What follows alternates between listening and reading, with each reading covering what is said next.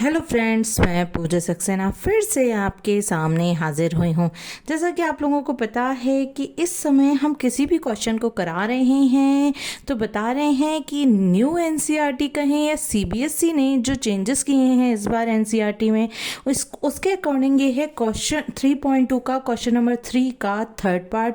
और UP board जो कि पुरानी एनसीईआरटी के कॉन्सेप्ट को ही फॉलो कर रहा है उसके अकॉर्डिंग ये है क्वेश्चन एक्सरसाइज 3.3 का क्वेश्चन नंबर थर्ड का थर्ड पार्ट। देख लेते हैं हमारा क्वेश्चन क्या कह रहा है। The coach of a cricket team buys 7 bats and 6 balls for 3,800 rupees. Later she buys 3 bats and 5 balls for 1,750. Find the cost of each bat and each ball. ठीक है फ्रेंड्स, आप लोगों को मैं एक चीज बहुत अच्छे से बता दूं कि practice makes a man perfect. Mathematics की जितनी ज़्यादा आप प्रैक्टिस करेंगे उतना ही आपकी क्वेश्चंस पर कमांड होगी। तो क्या हुआ, माना कि कॉस्ट ऑफ बैट क्या हो गई, कॉस्ट ऑफ वन बैट कह सकती हूँ मैं। Cost of one bat is equals to X and cost of one ball is equals to Y suppose कर लिया मैंने कि एक बैट की कॉस्ट एक्स है, एक बॉल की कॉस्ट वाई है। अब स्टार्टिंग में उसने परचेज किए 7 बैट, तो मैं कहूँगी इसकी कॉस्ट क्या हो गई 7 इंटू एक्स या कहूँ 7x। फिर क्या किया उसने 6 बॉल्स पर परचेज की, तो मैं कहूँ 6 इंटू वाई या कहूँ 6y। और उसकी कॉस्ट क्या आई, उसकी कॉस्ट आई 3,800 रुपीज़। अब क्या हुआ, फिर उसने नेक्स्ट टर्म में 3 तो बैट परचेज किए, तो कॉस्ट क्या हो गई बैट की 3 इंटू एक्स यानी 3x। और एक बॉल पर और 5 बॉल परचेज की, तो मैं कहूँगी 5 इंटू वाई यानी 5y। और कॉस्ट क्या पे की 1,750 रुपीज़ उसने पे की। अच्छा, ये क्वेश्चंस हमें क्वेश्चन के टॉप पे ही मेंशन है कि सब्स्टिट्यूशन मेथड से सॉल्व करने हैं। सब्स्टिट्यूशन मेथड में हम जनरली क्या करते हैं, जिसकी न्यूमेरिकल वैल्यू हमें छोटी दिख रही होती है उससे या तो x की या y की कोई एक वैल्यू कैलकुलेट कर लेते हैं। तो चलिए यहाँ से x की वैल्यू कैलकुलेट करने की कोशिश है मेरी। तो ये क्या हो जाएगा 3x is equals to 1,750 plus y, इधर जाके क्या हो जाएगा माइनस का y।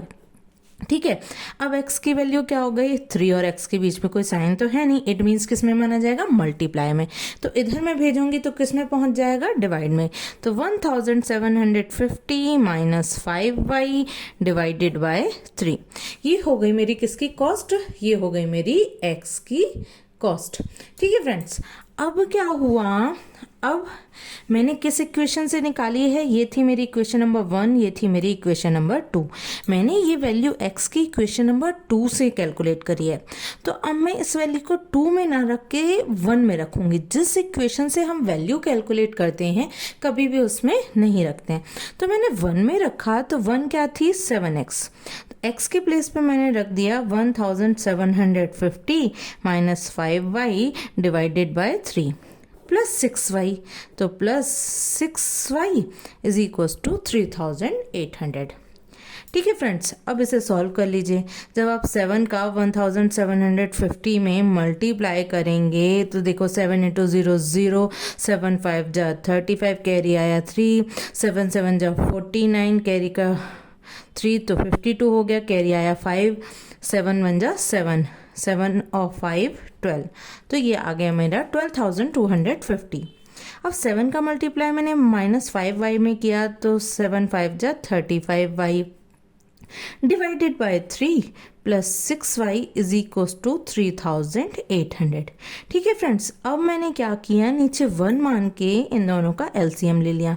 3 और 1 का एलसीएम लिया, मेरा एलसीएम आया 3।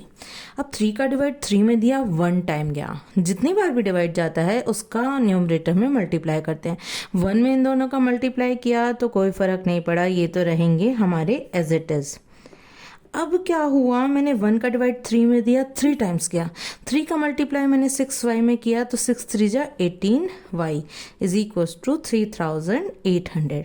ठीक है फ्रेंड्स, अब क्या हुआ, 12,250, इसको सॉल्व किया, -35y + 18y, ये आएगा मेरा 17y upon 3 is equals to 3,800। अब मैंने नीचे 1 मान के क्या किया, क्रॉस मल्टीप्लाई। क्रॉस मल्टीप्लाई में मैं कहूँगी कि 12,250 माइनस 17y और 3,800 का मल्टीप्लाई मैंने किस में कर दिया, 3 में कर दिया। 3 में कर दिया तो मेरा क्या आ गया, देखिए 0 का 0, 0 का 0, 8 3 जा 24, कैरी आया 2, 3 3 जा 9 और ये हो गया 11,400। अब क्या कीजिए भाई, नंबर से एक तरफ कर लीजिए, y की वैल्यू निकालनी है, y को इधर ले जाइए, नंबर इधर ले आई, तो 12,250 माइनस 11,400 इज ये इधर आया, माइनस का हो गया -17y, उधर जाएगा तो ये प्लस का हो जाएगा। अब इसमें से मैंने इसे सब्ट्रैक्ट किया तो मेरा आया 850 इज इक्वल्स टू 17y। ठीक है फ्रेंड्स, अब 17 और y के बीच में कोई साइन तो है नहीं, तो किस में माना जाएगा, मल्टीप्लाई में, तो इधर भेज दूँ तो आ जाएगा डिवाइड में। तो ये मेरा हो गया, y की वैल्यू आ गई मेरी 17, 5 जा 85, तो मैं कह सकती हूँ मेरी y की वैल्यू आ गई friends, y is equals to 50। अब y की वैल्यू आ गई तो बड़े आराम से आप y की वैल्यू यहाँ पुट कर दीजिए। तो यहाँ पुट करूँगी तो x की वैल्यू थी 1750 माइनस 5y, y की वैल्यू तो है 50, तो 5 इंटू 50, कोई साइन नहीं होता तो मल्टीप्लाई माना जाता है, तो मैं कहूँगी 1750 माइनस के 250 डिवाइडेड बाय 3। ठीक है फ्रेंड्स, तो इसमें से इसे सब्ट्रैक्ट करूँगी, मेरा आंसर आ गया 1500 डिवाइडेड बाय 3, तो मेरी वैल्यू क्या आ गई, मेरी वैल्यू आ गई 500।